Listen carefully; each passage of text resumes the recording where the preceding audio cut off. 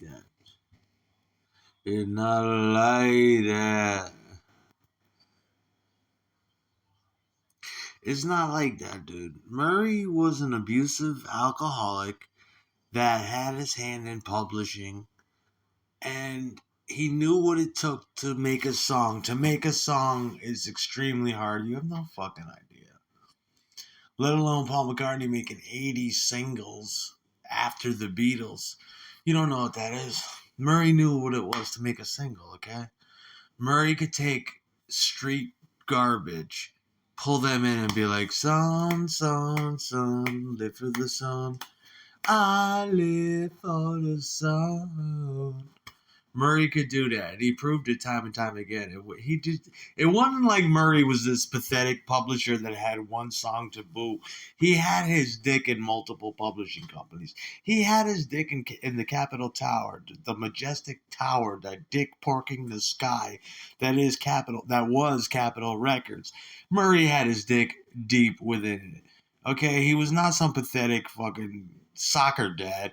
He had his dick in Big Money Bitch, the Capitol Records building. He had his dick in Gold Star Recording Studio. He had his dick in fucking. You see what I'm saying? He had his dick in Hollywood sound recorders. He could take street urchins and turn them into. Him and his offspring could tangle assholes with fucking with fucking Charles Manson, okay, and be involved in a cultural fucking yeah. California's not a joke, dude. Murray's like Murray had his dick deep in publishing, and he couldn't bond with his son. He was an abusive alcoholic, and his children had gay tendencies, and Murray beat them badly. And that's as far as I could tell. Murray Wilson was like my father. Okay, Murray Wilson was like Buddy Rich, like my father, and I wouldn't have it any other way. I really wouldn't. I'd rather, that movie, A Mighty Wind. That was my father. He locked me in the basement with Beatle records, and said, "You can come out when you learn these songs. When you learn Help by John Lennon." And I have nothing but endless praise for that man. My father was a tortured man. He had been through Vietnam and been through a long excursion in Vietnam, and he was not right. My father wasn't right, but he was a kind man and a nice man, and he had a whole lot of bleeding heart he had. And he was really into his music. He told me he hated the Beatles at first. Shit like that. He came back and he had an ethic like Murray Wilson. Whether he was playing softball, snorting cocaine, or betting horses, or teaching his kid how to play music, he was a hell of a singer and frontman. He had a Murray Wilson ethic.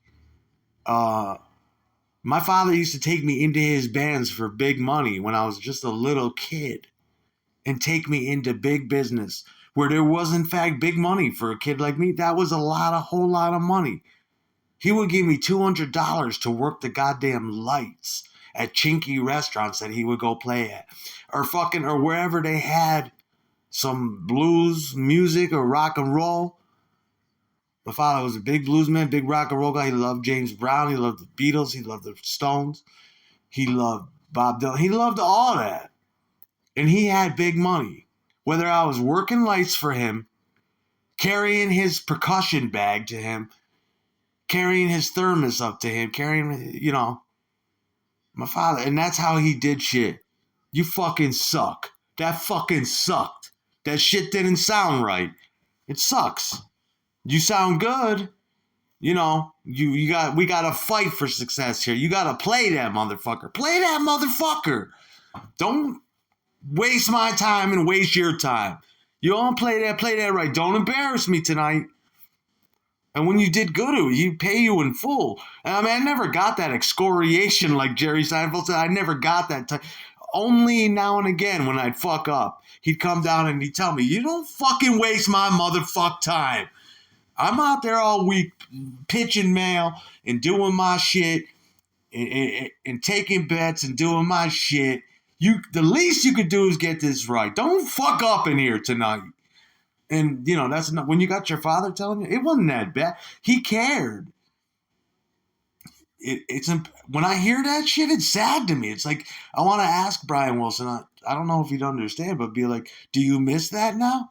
When you hear that shit, do you ever listen back to it?